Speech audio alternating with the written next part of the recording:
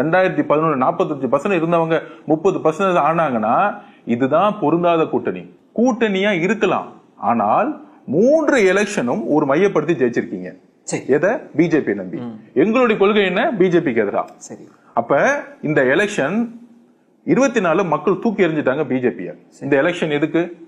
ஒரு நிர்வாகி, முதலமைச்சர் நேர்மையான, சாதியை விரும்பாத, மதத்தை தூக்கி எறியக்கூடிய, ஊழல் இல்லாத தன்னுடைய கூட்டணி கட்சிகளுக்கும் அதிகாரத்தை கொடுத்து தமிழகம் சார்ந்து, தமிழ்நாடு சார்ந்து அண்ணா கூறியதை, பெரியார் கூறியதை, அம்பேத்கரை அந்த கொள்கையை எடுத்துட்டு வந்து ஃப்ரண்ட்ல நிப்பாட்டி தன்னுடைய ஒட்டுமொத்த தொழிலையும் 300 கோடி ரூபாய் தூக்கி போட்டு வந்து நான் நேர்மையா கொடுக்கும் சொல்லும் பொழுது, முதல்ல எம்ஜிஆர் எப்படி 77 50% திமுக ஓட்ட உடைச்சாரோ, ஃபர்ஸ்ட் 50% திமுக ஓட்ட தான் இங்க தமிழக வெற்றி கழகத்துல வந்து ஷிஃப்ட் ஆகுது.